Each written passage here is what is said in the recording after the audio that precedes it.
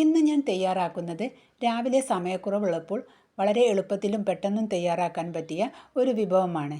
ഇതിനു വേണ്ടി ഞാനിവിടെ ഒരു പാൻ സ്റ്റവിൽ വെച്ച് 2 സ്പൂൺ ഓയിൽ ഒഴിച്ചു കൊടുക്കുന്നുണ്ട്. ഓയിൽ ചൂടായതിനു ശേഷം 1/2 സ്പൂൺ കടുക്, 1 സ്പൂൺ കടലപ്പരിപ്പ്, 1 സ്പൂൺ ഉഴുന്ന്,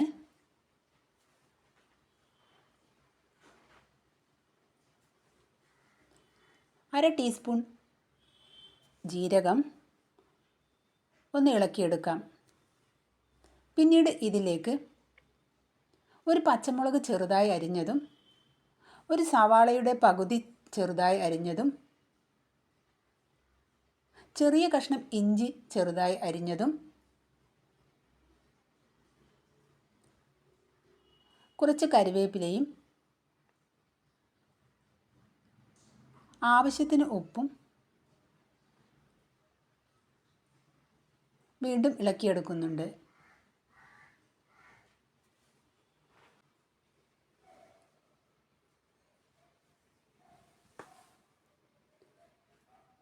പിന്നീട് കുറച്ച് മല്ലിയിലയും ഇട്ട് ഇളക്കി വഴന്നു വന്നതിന് ശേഷം സ്റ്റൗ ഓഫ് ചെയ്യുന്നുണ്ട്.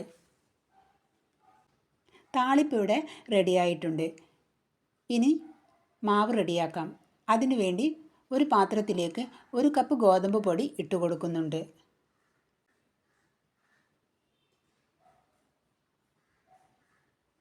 രണ്ട് സ്പൂൺ അരിപ്പൊടിയും,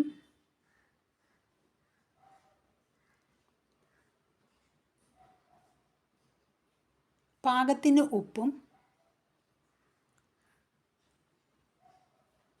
1/4 കപ്പ് തൈരും,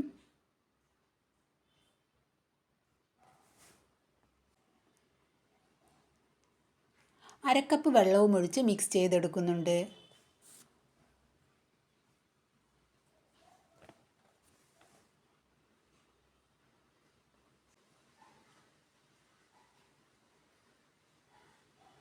കുറച്ചും കൂടി വെള്ളമൊഴിച്ച് മാവ് കട്ടകളില്ലാതെ റെഡിയാക്കിയെടുക്കുന്നുണ്ട്. ഇതാ മാവിപ്പോൾ റെഡിയായിട്ടുണ്ട്. ഇതിലേക്ക് താളിപ്പ് ഇട്ട് കൊടുക്കാം.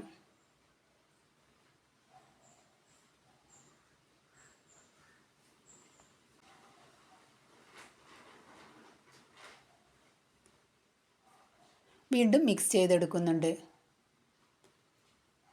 ഇപ്പോൾ മാവ് ഇവിടെ റെഡിയായി.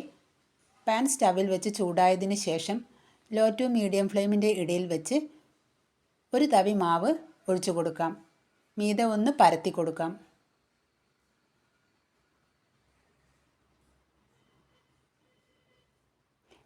ഇതിന് മീതേക്ക് 1 സ്പൂൺ നെയ്യ് ഒഴിച്ചു കൊടുക്കുന്നുണ്ട്.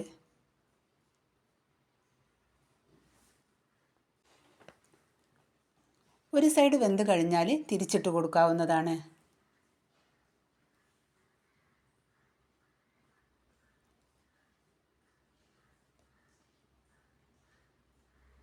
ഒന്ന് പ്രസ് ചെയ്തതിന് ശേഷം 2 സൈഡും വെന്തു കഴിഞ്ഞാൽ കോരിയെടുക്കാവുന്നതാണ്.